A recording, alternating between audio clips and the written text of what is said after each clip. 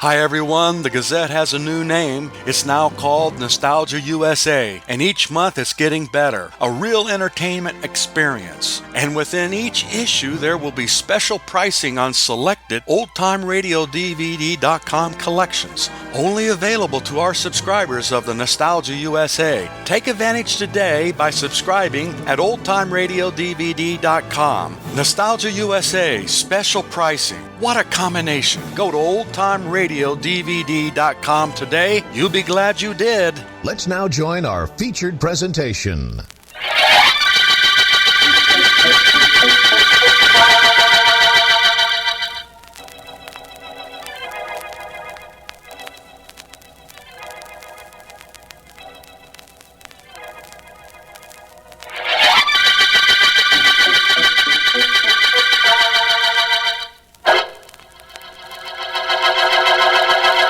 I'm sorry, Miss Westcott. What you ask is impossible. I cannot release your aunt. But there's nothing wrong with her. There's no reason for her to be locked up in your whatever you call this place. It's a rest home, Miss Westcott. The finest in the East.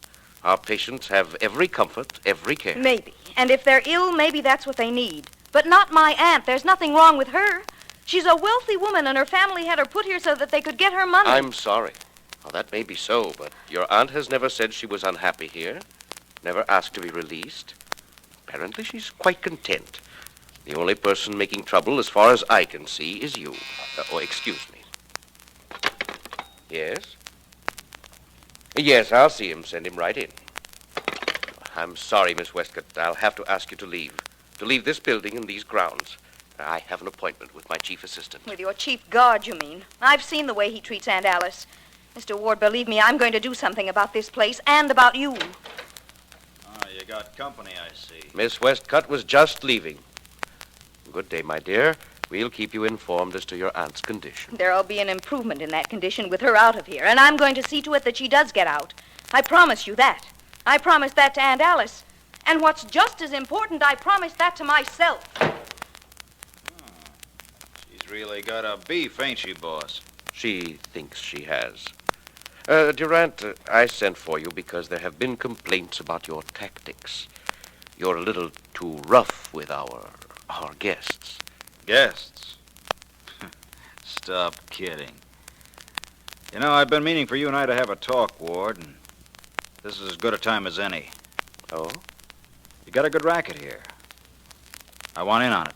Racket? Don't raise your eyebrows at me. I work here.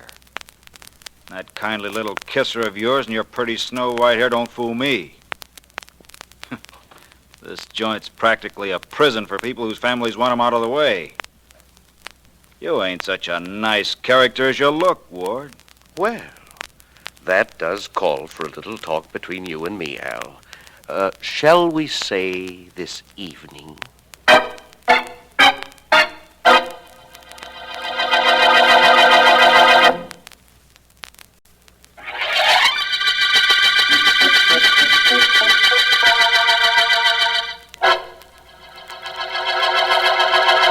Look, Mrs. Westcott, I didn't bring your dinner up to your room just to have you sit and look at it. Eat it and hurry up. I just don't think I want it right now. I'll eat, Mr. Durant. I just don't care for anything right now, thank you. You don't, huh? Well, you better. I'm through for the night as soon as you eat. Now, Mrs. Westcott, I ain't got much patience. Start eating. Thank you very much, but I really couldn't have a thing. I said start eating. Oh, you mustn't hit me like that. I'm an old woman, and I've done nothing to you. I'm just starting. Now eat. Well, what's going on here? Quite a slugger, ain't you, Al? Like any woman your weight, I bet. What's it to you, Bill? Nothing. Go ahead and hit her again for all I care. Now, look, Bill, Mrs. Westcott here's on this floor. This is my floor. That's got nothing to do with you. You belong downstairs. Yeah, sure. What I came up to tell you, though, Al, was that I ain't got the dough I borrowed from you. No? No. Maybe I'll be able to pay you in a couple of weeks. Maybe. Maybe? What do you mean, maybe? You'll pay me that dough. Believe me, you'll pay it. Please, gentlemen. You're giving me a headache with all that arguing. I'd much rather you didn't argue. It ain't making Al very happy either. Just to make him just a little bit more unhappy, take your time about eating. He'll wait. And make him wait for his dough. You make him wait, too. Now, look, just because you work here, too, Bill, don't give you any license to hold me up for my money or try to run this floor. Maybe I ought You won't. You ain't got the guts. You wouldn't take a chance of taking a poke at me. After all, I ain't an old lady. Aunt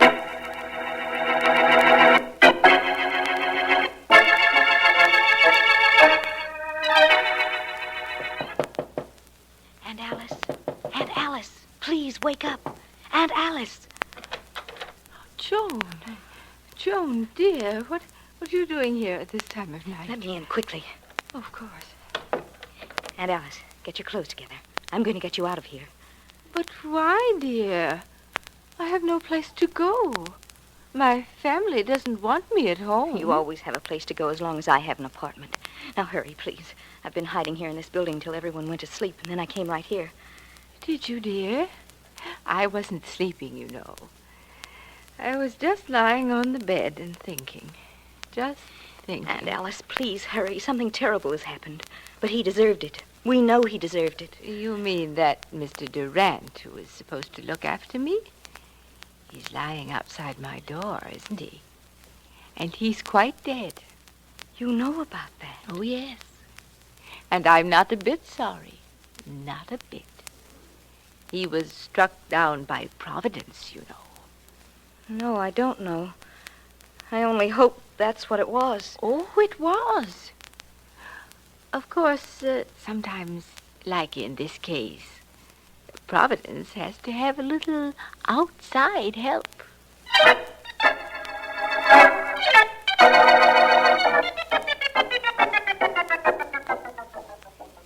The solution of murders lies not so much in the mistake made by a murderer, but in the ability of the investigator to find that mistake. Well, I got that, Mr. Vance. That's good, Miss Woods. Now, let me see. How am I doing since Miss Deering's been away seeing her mother, Mr. Vance? Great, huh? Adequate. Adequate but refreshing, Miss Woods. Mr. Vance, you seem a little unoccupied. Something on your mind? No, nothing. That's the reason for my being preoccupied, I imagine. I heard over the radio a little while ago of an unusual murder, and it disturbs me that my friend, the district attorney, hasn't called me. Who got killed? The guard at a private sanitarium. I don't understand why Mark... Well, I'll get that myself, Miss Woods. It's probably Mr. Markham. Hello? Mr. Vance, Yes? this is Joan Westcott. Mr. Vance, there's something you must do for me. Is there? Yes, I'm calling from the Ward Sanitarium where that guard was murdered. I'm being held here because I tried to get my aunt out last night.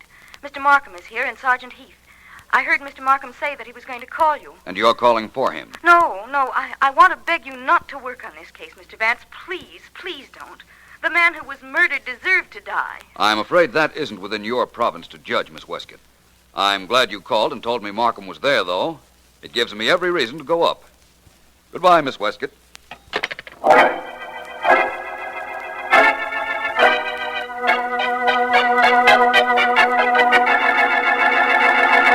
You see now why I didn't want you to call Vance, Mr. Markham? How can I miss solving this case myself? I don't know how you can. I just hope you don't. And I did phone Vance Heath, only he wasn't in. Now, let's see. The dead man was killed by a blunt instrument. Blackjack, probably. And in his hand, you found 3 black hairs. Yeah, D.A. He probably yanked him out of his murderer's head when he was struggling with him.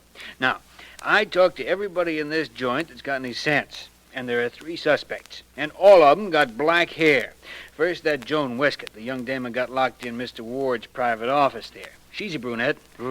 Quite attractive one, I'd say. Well, it all depends on how old you think she is. Well, on the contrary. It all depends on how old you think you are.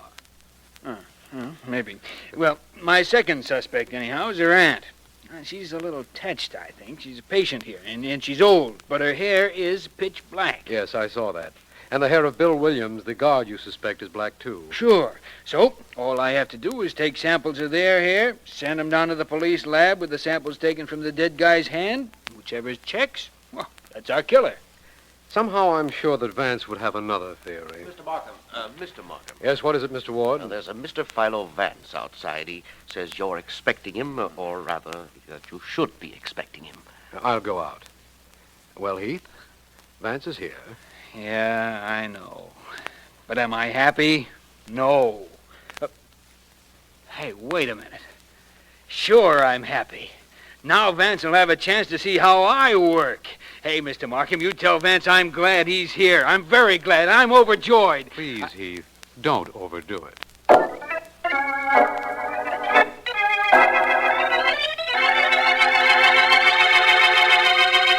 Thanks, Markham. You're welcome. Just give me a few minutes in Mr. Ward's office with Joan Westcott and that other guard, Mr. Williams, and I'll be satisfied. All right. You know, of course, that the reason you didn't reach me on the phone was because I was on the way up here. Of course.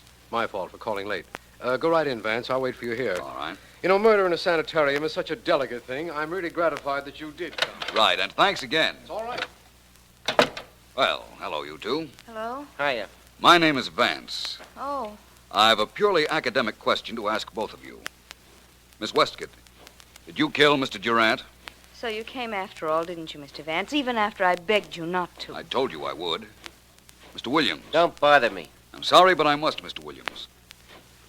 What's that? Changing of the guard? Patients are exercising. We march them around. What about it? I'd like to see that. So look.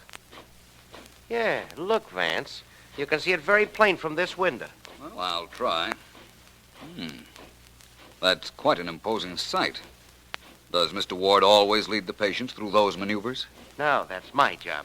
I'll show you where I generally do it from. You see, right about... I've got him, Miss Westcott! What? Oh! Clipped him. Now, grab that towel and cram it in his mouth. What? Get that towel, hurry, or I'll take care of you, too. Oh, here it is. Good. Now get that roll of wire from the top drawer in Ward's desk and step on it. All right. We'll tie him up good and get out of here. I don't want to get out of here, not this way. Do what I tell you. Get that wire. Well... Make it quick. Okay. That's better. I don't like doing this. Who cares what you like? Do what I tell you so I can get out of here. You want to stay, stay. I'll tie Vance up and then go to work on that window. Here's the wire. Okay. Vance guy just walked in here. Wrong time for him. There, that takes care of his hands. I use my handkerchief to make sure that towel stays in his mouth. Tie it. Good and tight. All right, but I Hurry up and shut up. Feet. There, one more turn to make sure. That does it. Well, you coming with me? No. Well, then, so long, sister. I'm getting... What's going on in here? Sergeant Heath. I guess that's that. Seemed like a good idea at the time, though. Hey, come on in, Markham. Take a look at your friend Vance. All he needs is a spit, and he's ready to be barbecued. Vance, what happened? What? Just a moment. I'll have this. Look. There you are. Thank you for removing that gag, Markham. It's all right. Please get to work on my hands. Of course. Now, what happened here? Well, Miss Westcott and Mr. Williams didn't want to be questioned, I imagine, so Mr. Williams knocked me out. Oh, thank you, Markham. I'm all right now. Oh, you fine. are you? I'm going to show you how all wrong you are, Vance. I'm solving this case myself. You can watch if you like. I'd like to, very much. Okay. Now, Al Durant, the dead man, had 3 black hairs in his hand when we found the body. So, a black-haired guy, or gal, killed him. That's entirely reasonable. Sure it is. Now, I'm taking samples of the hair of this black-haired gal and this black-haired guy. Yeah, hold still, you. Hey, what are you doing to my head? Just taking a couple of hairs off it. You won't miss 'em. Now, you, miss. Don't you dare use that scissors on my head. Oh, okay, do it yourself. Here. Oh, all right. This is all completely ridiculous. Perhaps not, Miss Westcott. Sergeant Heath is going to have your hair compared down at the police laboratory with the hair found in Al Durant's hand. And if it checks, I'm afraid you're in rather a serious spot. I'm not afraid. Heath, let me ask you something. Yeah? Suppose, just suppose, mind you, that you find that neither of those hair samples match the ones you took from Durant. Then what? Well, then that old Mrs. Westcott's hair will match. It's got to be one of these 3. Just supposing it isn't, though, Heath. Well, then I'll take samples of every black-haired person in this place. Even you agreed it had to be somebody here who killed Durant. Yes, we're reasonably certain of that. Well, okay, then. One of them killed that guard, and that one's hair will match the sample we got. Then we got our killer. As simple as that, eh, Heath? Sure. How much longer are you going to keep me here, Sergeant Heath? I don't know. Miss Westcott, you're a rather contrary person. As I understand it, you wouldn't leave this place before Mr. Durant's death. Now you're quite anxious to go. Yes, I am. I want to get out of here and take my aunt with me. I never want to see this awful place again. Well, Miss Westcott, I wouldn't be so anxious to leave here if I were you. In the event that Sergeant Heath's hair test points to you, you'll be going to a much more uncomfortable place, I assure you.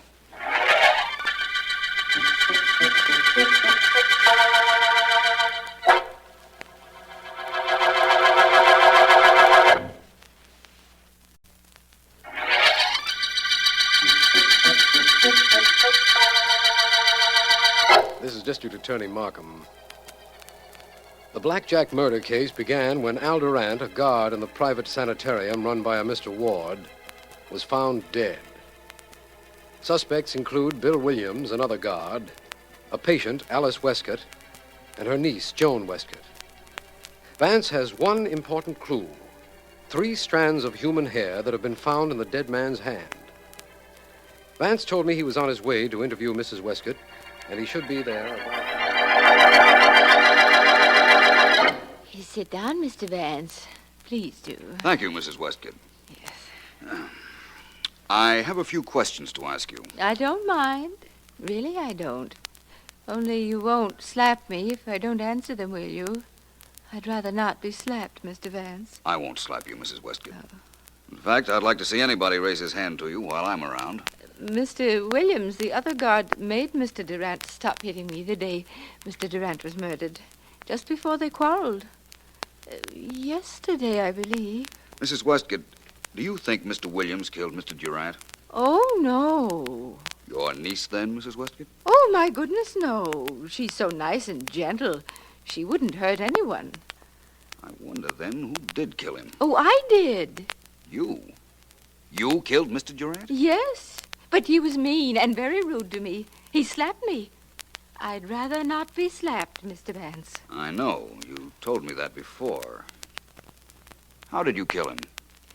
I opened the door, and there he was. And he had a blackjack in his pocket. I took it out of his pocket and hit him with it. I'm sorry if I've caused everybody so much trouble, but nobody asked me until now whether I killed him.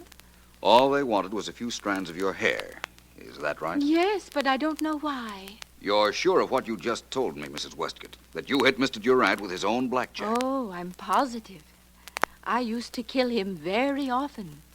Every night, right after I fell asleep, I used to kill him. And always the same way. So you see, I know I did it. I see. I'll tell you one thing, Mrs. Westcott. You've confused me, and very nicely. I wonder how ill you actually are, how imaginative you actually are, and above all, how clever.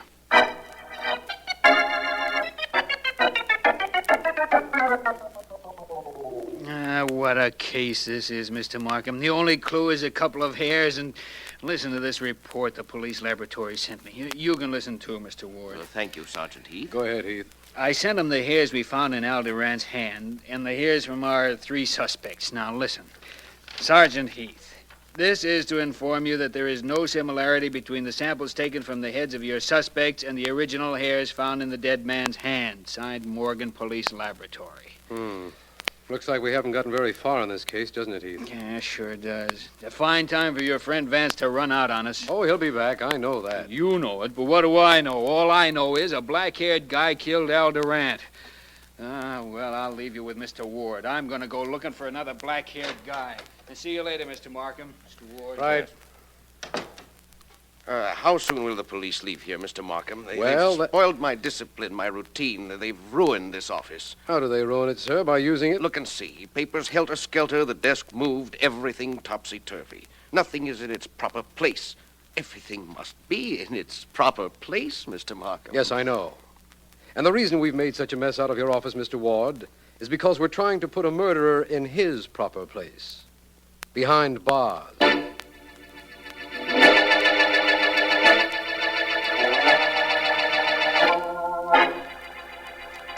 Very well now, Mr. Vance. You may look through the microscope now, if you like. Thank you, Doctor. It's very nice of you to allow me here in the police laboratory. It is nothing. Mr. Markham phoned me and asked for me to let you come in. I was glad to have you. Sometimes even scientists like a little audience. Here, now look through the microscope, Mr. Vance. All right. Tell me first, though, Doctor. Your test showed that none of the hair samples from the 3 suspects match the hair found in the hand of Mr. Durant, the murdered man. None of them match, Mr. Vance. You are looking through the microscope now. Good. The single hair on the right, that is the one which was found in the murder man's hand. The one on the left is one of the samples. Vast difference, isn't there, Doctor? Under a microscope. Definitely. Notice, Mr. Vance, at the very tip of the hair on the right a little unusual substance. Yes. That is gum arabic, generally used as a glue. As a glue? Well, Doctor, perhaps the hair samples found in Mr. Durant's hand came from a wig. Now, I'm sorry, Mr. Vance. They came from no wig. They came from a human head, and they were pulled from that head when the head was alive. Now, Mr. Vance, that hair came from no wig. It came from a living head. But the gum arabic, that must mean something. Yes, I imagine it does, but what? What, Doctor? Well, unless I'm very much mistaken, it means I know who murdered Al Durant.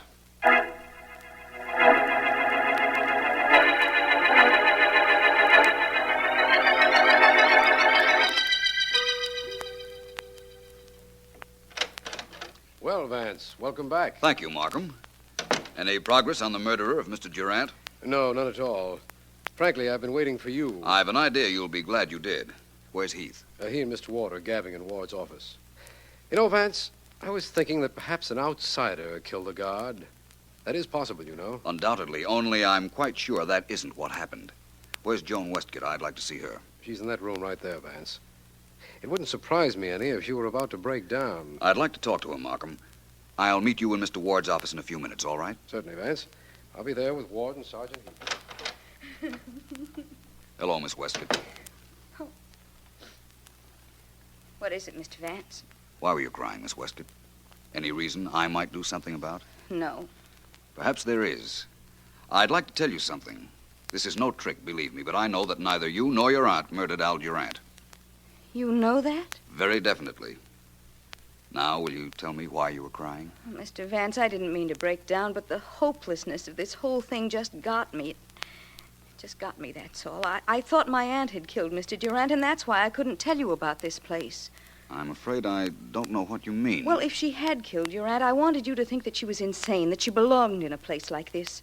Only this isn't a rest home or a private hospital, Mr. Vance. It's a prison. None of the patients here have anything wrong with them. I'm beginning to understand a lot of things now, Miss Westcott. The one thing missing from this case so far was a motive. I believe I have that now.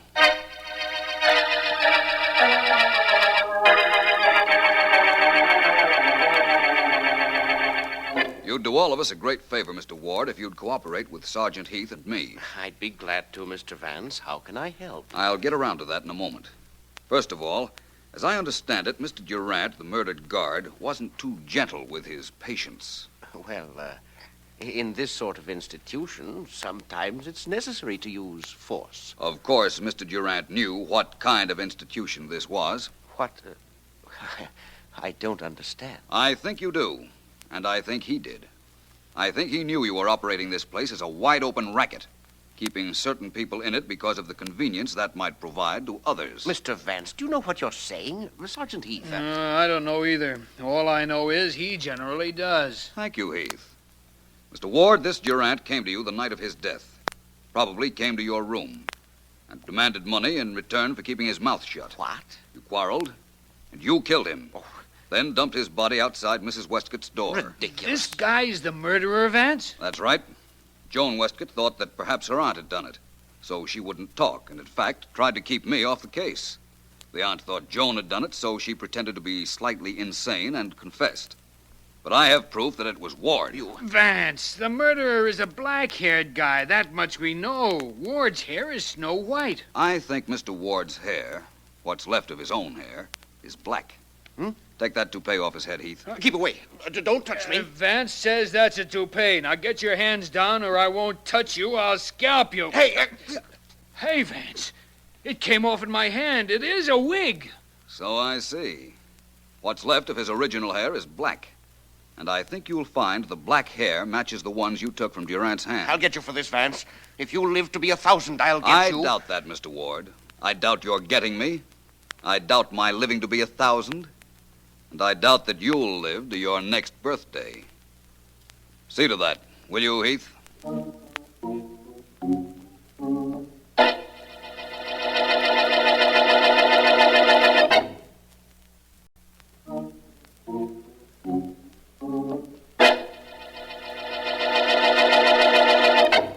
Mr. Vance, I'm so mixed up about that hair thing. I don't know how to begin asking you what made you so sure. I'm dumb, huh? Leading question, Miss Woods. Perhaps I might explain, though. The one clue we had was the black hair. Yeah. It had a bit of gum arabic on it. I believed that the gum arabic, or glue, got on the hair from a toupee. That's the way it turned out, too. That's right. I was sure then that Ward wore a toupee, and I reasoned that Durant must have come into his bedroom when he was preparing for bed, at which time he'd have taken off the toupee. Oh, hey, then they battled, and that's how Durant got some of Ward's real hair in his hand. That's right. Sergeant Heath spent his time looking first for a black-haired individual. Sure, that Mr. Ward's toupee was snow white. He had quite a racket, didn't he, Mr. Vance? For a while. But, like all rackets, eventually it backfired. This one backfired very convenient for me. You got back here just at 5:30, right at the end of the day. That's right, Miss Woods. And right at the end of the day, we're right at the end of the Blackjack murder case.